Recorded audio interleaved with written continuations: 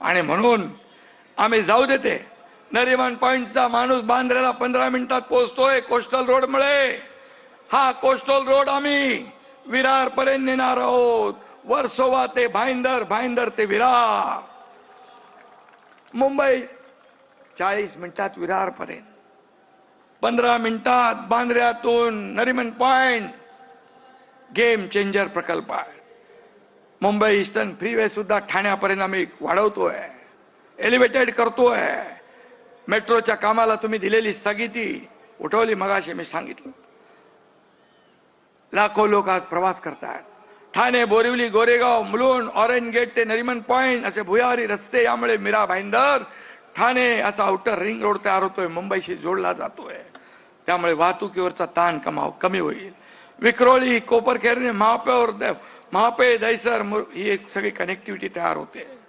MMR क्षेत्रात देखील last mile connectivity मिळाली पाहिजे म्हणून पॉट टॅक्सीचा देखील आम्ही उपक्रम सुरू करतोय. मुंबई ते नवी मुंबई विमानतळ मेट्रोने जोडतोय. काही मिनिटात मुंबईच्या एका टोकापासून दुसऱ्या टोकापर्यंत पोहोचता येईल. आम्ही अशा प्रकारचं जाळ निर्माण करतोय. मुंबईला अधिक जवळ आणतोय. आम्ही मुंबईला जोडतोय. आम्ही मुंबईला जोडणारे आहोत, तोडणारे नाही. तोडणारे नाही. त्यामुळे मुंबईतला प्रवासाचा वेळ वाचेल, खर्च वाचेल, कुटुंबाला जास्त वेळ देता येईल, त्याला आनंदी करता येईल आणि म्हणून त्याच्या आयुष्यामध्ये आनंदाचे दिवस येतील. याला म्हणतात विकास. प्रवासाचा त्रास घरात बसणाऱ्या, घराबाहेर पडणाऱ्यांनाच कळतो. घरात बसणाऱ्यांना तो कसा कळेल? आणि म्हणून मुंबईचं प्रदूषण कमी करण्यासाठी आतापर्यंत STP नव्हते. हे छोट्या छोट्या शहरामध्ये STP आहेत. कल्याण, डोंबिवली, ठाणे असे छोटे शहर जे बघितले तिथे STP आहेत. मुंबई सारख्या शहरात STP नाही. ते आम्ही सुरू केले. 1.5 वर्षात STPचे कामं पूर्ण होतील. प्रदूषण कमी होईल. समुद्रात काळं पाणी, प्रदूषित पाणी जात आहे, निळं शार समुद्र होईल. हे आम्ही करतोय. रेसकोर्स येथे 300 एकराचा मोठा सेंट्रल पार्क उभा करतोय. मोठा ऑक्सिजन पार्क, इसके 25 एकर जागा आम्ही महालक्ष्मी रेसकोर्स मधून घेतली आणि कोस्टल रोडचं 170 असं अंडरपास करून एकत्र जोडतोय. हे आमचं काम आहे. मुंबईकरांना कुणाच्या टोमणे मारण्यामध्ये इंटरेस्ट नाही. माझ्या आयुष्यात काय बदल होतोय, माझा प्रवास कसा सुकर होतोय, याला प्राधान्य मुंबईकर देणार. आम्हालाही काय मिळालं यापेक्षा आम्ही मुंबईला काय देणार याच्यात आम्हाला इंटरेस्ट आहे. मुंबईच्या पायाभूत सुविधांसह या शहरात रोजगार वाढला पाहिजे. आपल्याला मुंबईला फिनटेक कॅपिटल करायचं आहे.